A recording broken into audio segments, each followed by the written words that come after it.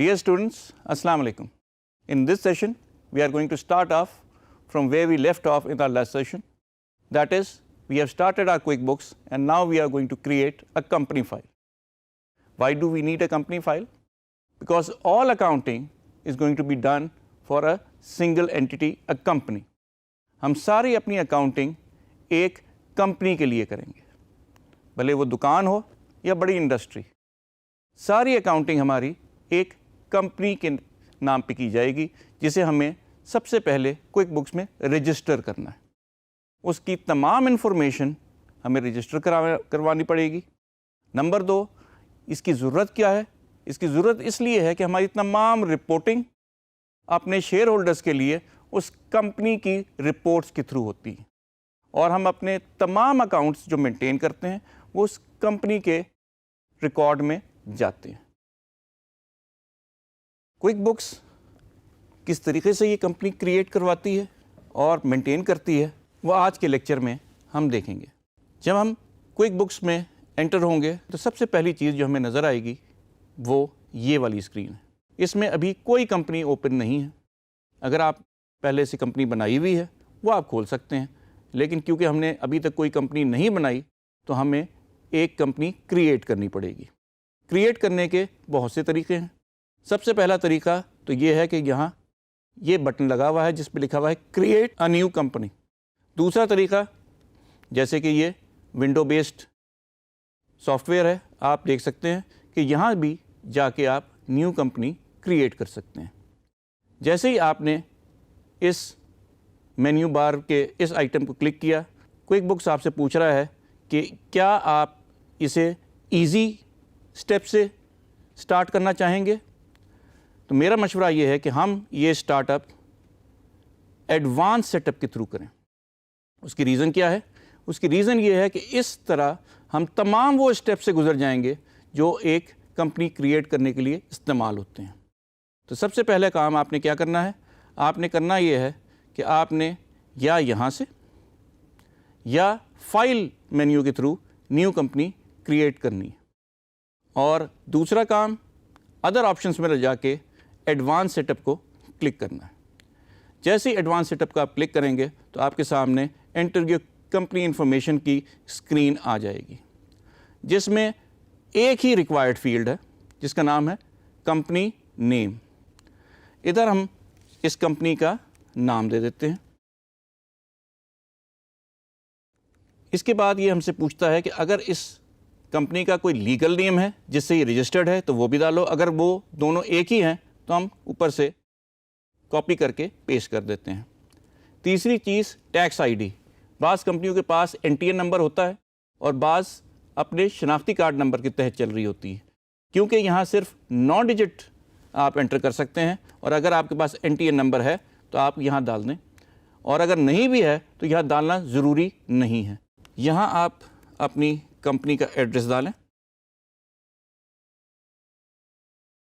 जहाँ कंट्री लिखा हुआ है वहाँ आप जाके चेक करेंगे तो पाकिस्तान का नाम आपको कहीं नहीं मिलेगा, लेकिन फ़िलहाल ये नाम नहीं है, लेकिन इंशाल्लाह जल्द यहाँ भी पाकिस्तान का नाम आ जाएगा. इस केस में आप यहाँ अदर डाल सकते हैं.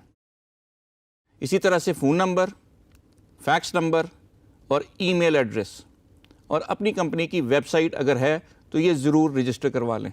याद रहे कि हम ये चीज़ें बाद में भी रजिस्टर कर सकते हैं, और ज़रूरी नहीं कि हम ये पहली दफ़ा में डाल दें, लेकिन आपको ये स्टेप करना इसलिए ज़रूरी है कि आपका कंपनी नेम वो नाम है जिस पे हम ये तमाम चीज़ें रजिस्टर करेंगे, और यही हमारा पहला स्टेप है.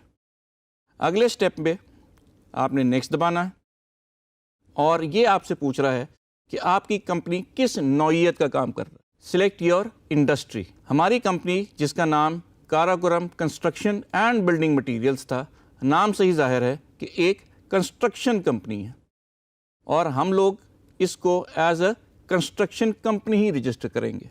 काराकोरम कंस्ट्रक्शन कंपनी जो हमने बनाई है वो एक फ़र्ज़ी कंपनी है, लेकिन हमने उसे क्योंकि अपने आने वाले सेशंस में इस्तेमाल करना है अकाउंटिंग के लिए, इसलिए हम यहाँ उसे रजिस्टर कर रहे हैं. इधर एक लंबी लिस्ट आपको मिलेगी जिसमें हर किस्म की कंपनी, हर किस्म की टाइप ऑफ कंपनी के बारे में लिखा होगा. जैसे मैंने आपको पहले बताया था کہ ہماری کمپنی کنسٹرکشن کی کمپنی ہے تو اس لیے ہم اسے کنسٹرکشن جنرل کانٹریکٹر سلیکٹ کریں گے. اگلی اسکرین پہ وہ ہم سے پوچھ رہا ہے کہ یہ کمپنی کیا آپ کی انڈیویجول کمپنی ہے, سول پروپرائٹرشپ ہے, یا پارٹنرشپ ہے, یا لمیٹڈ کمپنی ہے. اگر ان میں سے کچھ نہیں ہے تو آپ ادر یا نن کر دیں. لیکن اگر آپ کی یہ کمپنی سول پروپرائٹرشپ ہے کہ آپ اس کے اونر ہیں اور آپ ہی چلا رہے ہیں تو آپ اسے ضرور ٹک کریں اور نیکسٹ کا بٹن دبائیں. Financial year. فائنینشیل ایئر آپ کے اکاؤنٹنگ کا اسٹارٹنگ پیریڈ بتاتا ہے, اور فائنینشیل ایئر بیسکلی پاکستان میں جولائی سے جون تک رہتا ہے, اور یہ وہ پیریڈ ہے جس میں ہم اکاؤنٹنگ کمپلیٹ کرتے ہیں, اور اسی میں ہم اس کے بعد جون میں جا کے ہم دیکھتے ہیں کہ ہمیں اس پورے بزنس میں منافع ہوا یا نقصان ہوا. پروفٹ اینڈ لاس کا تعین اس پیریڈ میں کیے گئے تمام اقدامات سے ہوتا ہے. اگلی اسکرین ہم سے کہتی ہے کہ کیا آپ اپنی فائل کے اوپر کوئی پاسورڈ لگوانا چاہتے ہیں. ہم چاہیں گے کہ ہماری فائل پہ کوئی نہ کوئی پاسورڈ لگے, لیکن فی الحال ہم اس پہ کوئی پاسورڈ نہیں لگا رہے.